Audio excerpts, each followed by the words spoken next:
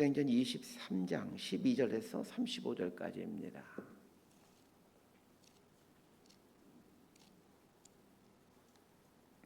사도행전 23장 12절에서 35절까지 말씀 번갈아 가며 읽습니다. 제가 먼저 읽겠습니다. 나리샘의 유대인들이 당을 지어 맹세하되 바울을 죽이기 전에는 먹지도 아니하고 마시지도 아니하겠다 하고 이같이 동맹한 자가 40여 명이더라. 대제사장들과 장로들에게 가서 말하되 우리가 바울을 죽이기 전에는 아무것도 먹지 않기로 굳게 맹세하였으니 이제 너희는 그의 사실을 더 자세히 물어보려는 척하면서 공회와 함께 천부장에게 청하여 바울을 너희에게로 데리고 내려오게 하라. 우리는 그가 가까이 오기 전에 죽이기로 준비하였었노라 하더니 바울의 생질이 그들이 매복하여 있다함을 듣고 와서 영내에 들어가 바울에게 알린지라. 바울이 한 백부장을 청하여 이르되 이 청년을 천부장에게로 인도하라. 그에게 무슨 할 말이 있다 하니 천부장에게로 데리고 가서 이르되 죄수 바울이 나를 불러 이 청년이 당신께 할 말이 있다 하여 데리고 가기를 청하더이다 하매 천부장이 그의 손을 잡고 물러가서 조용히 묻되 내게 할 말이 무엇이냐. 대답하되 유대인들이 공모하기를 그들이 바울에 대하여 더 자세히 한 것을 묻기 위함이라 하고 내일 그를 데리고 공회로 내려오기를 당신께 청하자 하였으니 당신은 그들의 청함을 따르지 마옵소서. 그들 중에서 바울을 죽이기 전에는 먹지도 않고 마시지도 않기로 맹세한 자 40여 명이 그를 죽이려고 숨어서 지금 다 준비하고 당신의 허락만 기다리이다 하니 이에 천부장이 청년을 보내며 경계하되 이 일을 내게 알렸다라고 아무에게도 이르지 말라 하고 백부장 둘을 불러 이르되 밤 제3시에 가이사랴까지 갈 포병 200명과 기병 70명과 창병 200명을 준비하라 하고 또 바울을 태워 총독 벨리스에게로 무사히 보내기 위하여 짐승을 준비하라 명하며 또 이 아래와 같이 편지하니 일렀으되 글라우디오 루시아는 총독 벨리스 가깝게 문안하나이다. 이 사람이 유대인들에게 잡혀 죽게 된 것을 내가 로마 사람인 줄 알고 군대를 거느리고 가서 구원하였다가 유대인들이 무슨 일로 그를 고발하는지 알고자 하여 그들의 공회로 데리고 내려갔더니 고발하는 것이 그들의 율법 문제에 관한 것뿐이요 한 가지도 죽이거나 결박할 사유가 없음을 발견하였나이다. 그러나 이 사람을 해하려는 관계가 있다고 누가 내게 알려주기로 곧 당신께로 보내며 또 고발하는 사람들도 당신 앞에서 그에 대하여 말하라 하였나이다 하였더라. 보병이 명을 받은 대로 밤에 바울을 데리고 안디바르드리에 이르러 이튿날 기병으로 바울을 호송하게 하고 영내로 돌아가니라. 그들이 가이사랴에 들어가서 편지를 총독에게 드리고 바울을 그 앞에 세우니 34절 함께 읽습니다. 총독이 읽고 바울더러 어느 영지 사람이냐 물어 길리기아 사람인 줄 알고 이르되 너를 고발하는 사람들이 오거든 내 말을 들으리라 하고 헤롯 궁에 그를 지키라 명하니라. 아멘. 세 차례 전도 여행을 마친 바울은 예루살렘에 와서 유대인들에 잡혀 재판을 받게 됩니다. 어제 아침에는 이스라엘의 최고 의결기관이면서 사법기관인 또 종교기관인 산헤드린 공회에서 재판받는 장면을 다루었습니다. 산헤드린 공회는 71명의 공회원으로 구성되어 있고 의장인 대제사장을 비롯해서 사두개파의 지도자들과 바리새파의 지도자들로 구성되어져 있습니다. 71명의 산헤드린 공회원들은 모두가 두말할 것 없이 사두개파와 바리새파의 최고 어른들입니다. 바울을 포박하여 산헤드린 공회에 데리고 와 재판을 받게 했던 사람은 로마 천부장인 글라우디오 루시아였습니다. 글라우디오 루시아는 바울의 죄가 유대교와 관련된 것으로 파악하고 유대교 최고 지도자들이 모인 산헤드린 공회에서 재판을 받도록 합니다. 그러나 바울을 재판하는 산헤드린 공회에서 보여진 그 대제사장을 비롯한 종교 지도자들의 모습은 시정 잡배들에서나 보여질 만한 참으로 수준 낮은 행태였습니다. 산헤드린 공회의 의장인 대제사장 아나니아는 바울이 변론을 시작하자마자 존업의 입을 치라라고 명령하므로 여호와 하나님을 섬긴다라는 유대교 최고 지도자가 얼마나 수준 낮은 사람인지를 로마 천부장은 똑똑히 목격하게 됩니다. 그것만이 아닙니다. 바울을 사이에 두고 사두개파 지도자들과 바리새파 지도자들 간의 몸싸움을 벌리므로 이 바울의 몸이 찢겨질 정도의 폭력 사태를 일으킵니다. 하나님을 믿는 종교 지도자들의 모습이라고 하기에는 너무나도 부끄러운 모습입니다. 산헤드린 공회에서 벌어지는 이 꼴사나운 풍경을 도저히 볼 수가 없었던 로마 천부장인 글라우디오 루시아는 바울을 로마 군인들의 군영인 안토니 요새에 있는 감옥으로 데리고 가라고 명령합니다. 사내들은 공회에서 재판을 받은 그날 밤 안토니오 요새 감옥에 있는 바울에게 우리 주님께서 찾아오셨습니다. 어제 본문인 11절 말씀을 제가 읽어드립니다. 그날 밤에 주께서 바울 곁에 서서 이르시되 담대하라. 네가 예루살렘에서 나 의를 증언한 것 같이 로마에서도 증언하여라 하리라 하시니라. 예루살렘에 있는 안토니오 요새의 차가운 감옥 안에 있는 바울에게 우리 주님은 찾아오셔서 로마에서도 증언하여야 하리라라는 약속을 해주십니다. 이 말은 비록 지금 바울이 유대교 종교 지도자들의 분노를 사서 목숨이 경각에 달린 상황이지만 그러나 하나님께서 바울을 지켜주시고 바울에게 주셨던 사명인 로마까지 가서 복음을 증거하게 하는 일을 하도록 인도하시겠다라는 하나님의 약속이었습니다. 바울이 처한 현실은 로마까지 가서 복음을 전하는 것과는 너무나도 요원한 상황입니다. 더군다나 유대교 율법과 관련해서 사형까지 시킬 수 있는 권한을 갖고 있는 산헤드린 공회원들의 극심한 분노를 샀기에 인간적으로 보면 이제 바울의 목숨은 끝난 거나 마찬가지입니다. 그런데 이 문제의 심각성은 여기서 끝나지 않습니다. 자, 12절과 13절 말씀 함께 보도록 합니다. 시작. 나리샘의 유대인들이 당을 지어 맹세하되 바울을 죽이기 전에는 먹지도 아니하고 마시지도 아니하겠다 하고 이같이 동맹한 자가 40여 명이더라. 산헤드린 공회에서 재판을 받는 중에 일어난 소동으로 인해 재판은 중단되고 다시 재판이 열릴 때까지 바울은 임시로 이 안토니오 요새에 있는 감옥에 갇혀 있게 됩니다. 그런데 그때 유대인 중 40여 명이 자원해서 바울을 죽이기 위한 암살단을 조직합니다. 바울을 죽이고자 하는 결심이 얼마나 강했던지 바울을 죽이기 전에는 먹지도 마시지도 않겠다 맹세까지 하게 됩니다. 그러면 바울을 암살하겠다고 하는 40명의 이 암살 단원들은 누구입니까? 이들은 유대교 종교 지도자들이 고용한 청부 살인업자들이 아닙니다.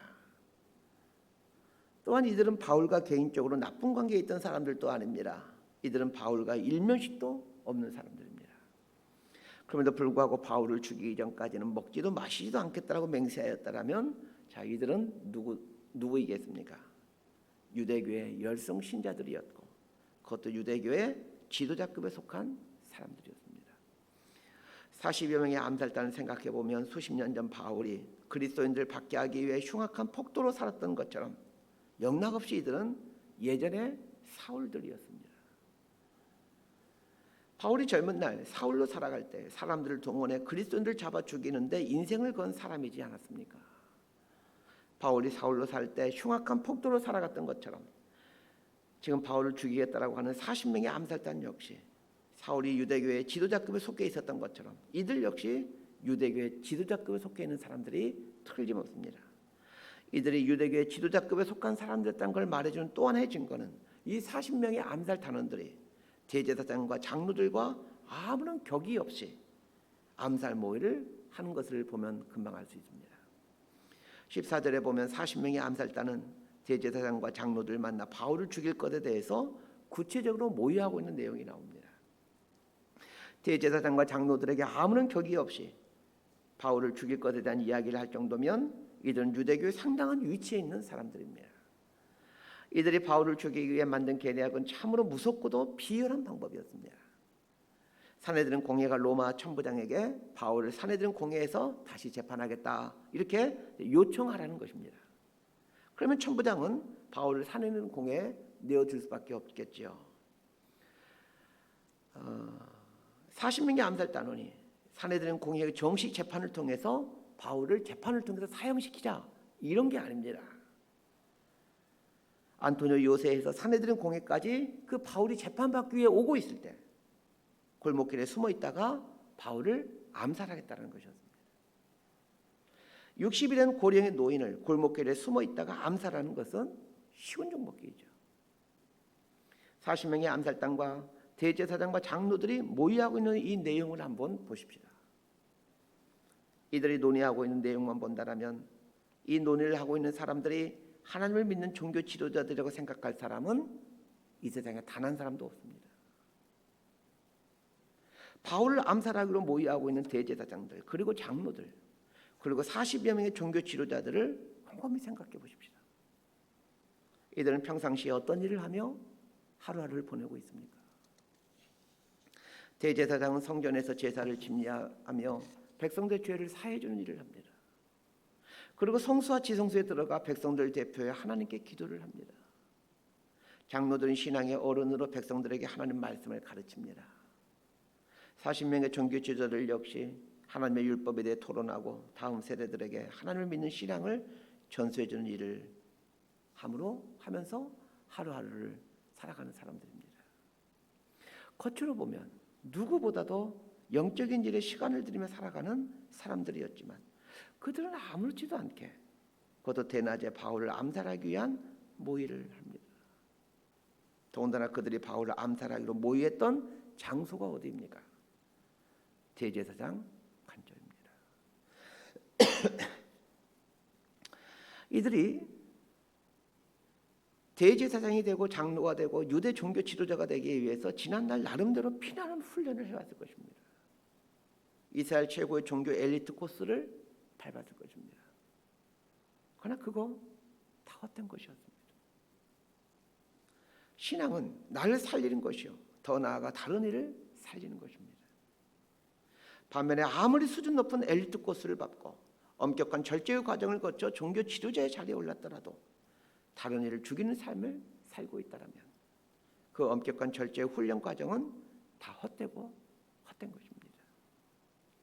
40명의 종교 지도자들로 구성되는 암살단과 대제사장 그리고 장로들은 바울을 암살하기 위한 방법으로 매복을 했다가 급습하는 방법으로 결정지었습니다. 한번 생각해 보십시다. 그들이 바울을 암살하고자 하는 구체적인 그 이 방법은 모두가 그들의 머리에서 나온 생각들입니다. 내가 얼마나 악한 사람인지는 꼭 행동으로까지 나와야만 알 수 있는 것이 아닙니다. 내가 무슨 생각을 하고 있는지가 내가 누구인지를 말해주는 바로미터가 됩니다. 누군가를 죽이는 일에 50명이 넘는 사람들이 일거에 동의했다는 것은 그들이 지난 세월 동안 살아오는 동안 그 악한 생각들을 자신들 안에서 키워왔기 때문에 가능한 일이었습니다. 그렇다면 그 적지 않은 세월 동안 한 번이라도 여호와 하나님께서 자신의 생각을 감찰하시는 분이시고 또 여호와 하나님이 자신의 생각을 다스리도록 자신의 삶 중심에 하나님을 모셔드리는 신앙의 삶을 살았다면 바울을 암살하겠다라는 무서운 생각을 어떻게 할 수 있겠습니까? 이 무서운 생각을 만들어내기까지 자신들의 생각을 방치하였기에 결국 그들은 다른 사람을 죽이는 사람으로 더 나아가 자기 자신을 죽이는 사람으로 인생을 마치게 됩니다. 종교 지도자가 되기 위한 엘리트 코스, 수십 년에 걸치는 엄격한 종교 훈련, 그거 다 헛것입니다. 자, 16절 말씀 함께 읽습니다. 시작. 바울의 생질이 그들의 매복하여 있다 함을 듣고 와서 영내에 들어가 바울에게 알린지라. 이스라엘 최고 실세 중에 실세인 대제사장의 관저에서 이스라엘을 움직이고 있는 장로들과 종교 지도자들이 바울을 암살한 것에 대한 구체적인 모의를 하였습니다. 이들이 한 모의는 성공 가능성이 100%에 가까운 완벽한 모의였습니다. 사내들은 공예의 대제사장과 장로들이 로마 천부장에게 바울을 재판할 수 있도록 요청하게 되면 이 천부장은 바울을 내어주지 않을 이유가 없습니다. 비록 로마 천부장은 바울이 아무런 죄가 없다는 것을 알고 있었지만 그래서 이스라엘의 최고 의결기관인 사내들은 공예에서 요청하면 보내지 않을 수 없었습니다. 그러면 바울을 사내들은 공예에 보낼 때 사내들은 공예에서 보낸 사람에게 안내되어 가게 하거나 혹은 로마 군인 한두 명을 붙여서 보낼 것이면 너무나도 뻔한 일입니다. 로마 군인 한두 명이 바울을 호송하게 되더라도 40명의 암살단이 바울을 암살하는 것은 그리 어려운 일이 아닙니다. 그렇게 이 모의는 누가 보더라도 성공률 100%에 가까운 완벽한 계획이었습니다. 그렇다면 바울이 안토니오 요새의 감옥에 재차 수감되게 된 것이 하나님의 크신 은혜였다라는 것을 알게 됩니다. 한번 생각해 보십시오. 만약 바울이 사내들은 공회에서 재판을 받던 중 바울이 아무런 죄가 없다라고 판단한 로마 천부장이 바울을 풀어줬거나 혹은 죄가 없기에 바울로 하여금 친척 집에 가서 머물게 하도록 했거나 혹은 아는 그리스도인의 집에 가서 머물겠다라면 바울은 살아남을 수가 없었습니다.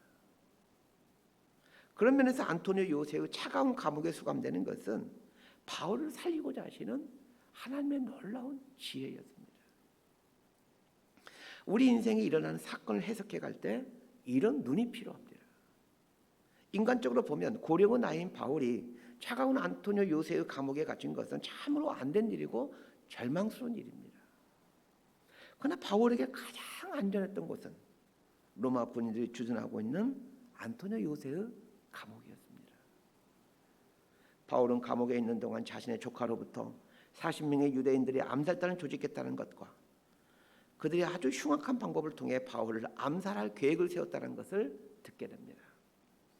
감옥에 있는 동안 조카로부터 이 소식을 들을 때 바울은 이 안토니오 감옥에 재수감되게 하신 하나님의 섭리를 찬양하지 않을 수 없었을 것입니다.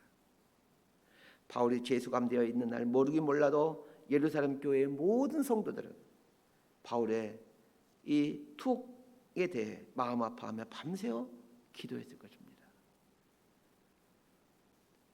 우리 사도 바울이 하루빨리 이 감옥에서 나올 수 있게 해달라고 말입니다. 예루살렘 교회의 어느 성도도 바울을 재수감되게 하신 것이 하나님의 놀라운 은총이었음을 아는 사람은 한 사람도 없었을 것입니다. 그러나 조카에 의해 자신을 암살할 40명의 암살단이 있다는 것과 구체적인 암살 계획까지 세웠다는 것을 듣고는 바울은 왜 하나님께서 자신을 이 차가운 안토니오 요새의 감옥에 가두게 하셨는지 그 이유를 알게 되었을 것입니다.